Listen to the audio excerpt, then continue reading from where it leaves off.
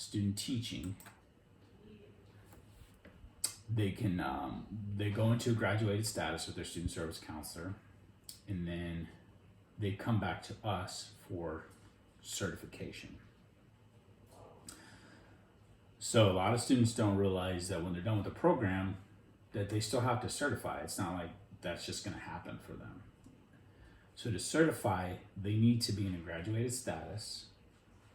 They need to have all their testing completed. So we only need the content test before student teaching, but a lot of states, most states actually have a professional knowledge test. So they need to have that done as well. If they don't, they're not going to be able to certify. Once they have all their testing done, the field experience counselor will request an institutional recommendation be sent to the dean. Once the compliance reviews their file, the dean will sign it and then they'll send it out to the students. At that point, the students are still not certified. At that point, they have to take their institutional recommendation and go to the Department of Education to certify. If they are certifying in Arizona, they'll need that IVP. And they're also going to have to send transcript. Actually, most states require that they send official transcripts to their Department of Education. Now, students do get an official transcript with their diploma, but of course their diploma could take quite a while to get to them. So we usually just have them order an $8 one on their portal. All right. Any questions regarding certification?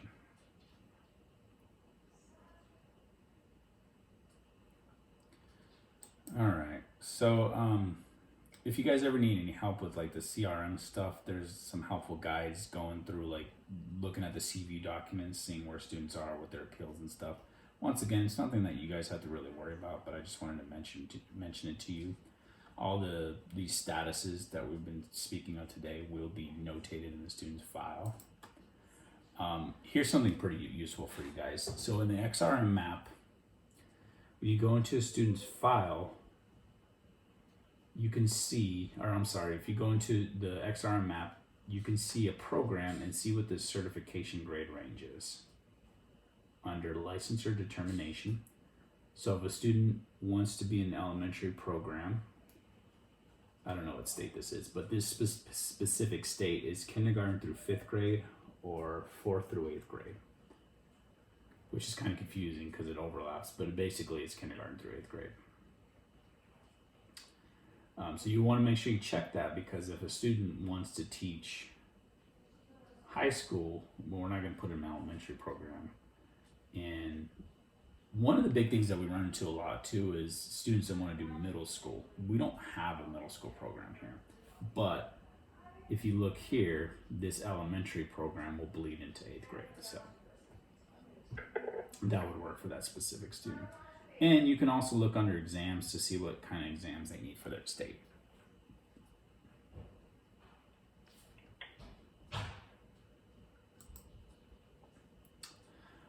Once again, this is just some other stuff that you guys don't really have to worry about, but I wanted to make you aware of that.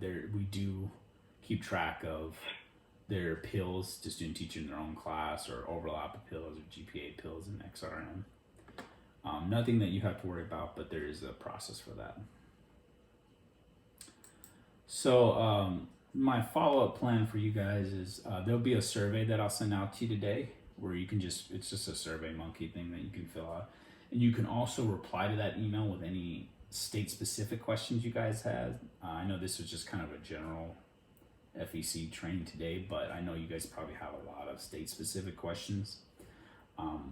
Future, I will make sure to get those state-specific questions back to you, just to help you guys out. And biggest takeaways from today is just keeping the students' information private, but you guys, everybody knows that. That's fine. Making sure you guys are asking the right questions so that the students are going into the right programs. And with student teaching, making sure that they are aware that if they want a student teaching in their own class, it's not guaranteed, but we will try our best to try to get them in their own class. We want that for our students, but we got to make sure that they are, the ultimate goal of being certified is more important than them being able to student teach in their own class. Ray, I do have a question about Sure. that. What instances have you come across where you've seen that appeal get denied? Like when they appeal to student teaching their own class? So there's a lot of factors that go into it, which is why we always tell students it's not guaranteed. There's just a lot of stuff that goes into it. But some reasons that it could be denied. One of the biggest ones is it's not the correct setting. Okay. Very rare, but sometimes they can have where it's not, like if they're gonna, this mostly happens like if they're going to a charter, if they're in a charter school or something, we have to make sure that they have an accredited curriculum with the state. Okay. Another one could be their mentor teacher is not an appropriate mentor teacher. So let's say I'm a special education program and my mentor teacher is just elementary certified. That'll get denied. The district will come back to us and say, no, we can't do this.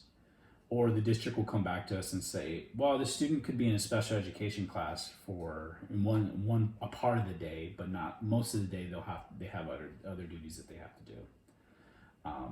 That won't work. The student teaching has to be a full-time internship. Right.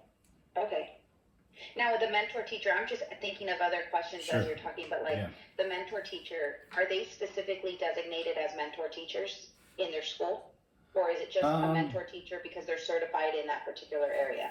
We would like to find people that are like the leaders of the school. Lead teachers? Yeah, doesn't necessarily have to be. We do want someone at least 3 years experience. The main piece we're going to be looking at is if they're certified. Okay. Okay, great. Thank you. Any other questions about fingerprints, practicum hours, certification, student teaching?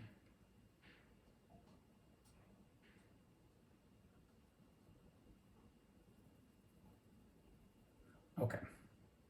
So, once again, I'll send out that Survey Monkey an email, and you guys can reply. We'll fill out the survey, and then you can also reply back to it with any state specific stuff. I didn't really have time to go into like the Tennessee practitioner license. On the email, I'll actually list some stuff that I think would be helpful to you guys, like the Tennessee practitioner license, some Georgia stuff, because I know Georgia's really easy to certify in. I'm just kidding. Georgia's a big pain. Although EdTPA is gone, so that is a huge help. And I know EdTPA is gone in Georgia. I think there was somewhere else that it was getting rid of, but I don't remember. It's another state I don't work. But I'll list the states that I specifically work, and you guys can ask me any questions that you have, and then I will make sure to follow up with those questions. Awesome. Thank you, Ray. Did you just try doing sarcasm on a Monday? I was just curious. Yeah.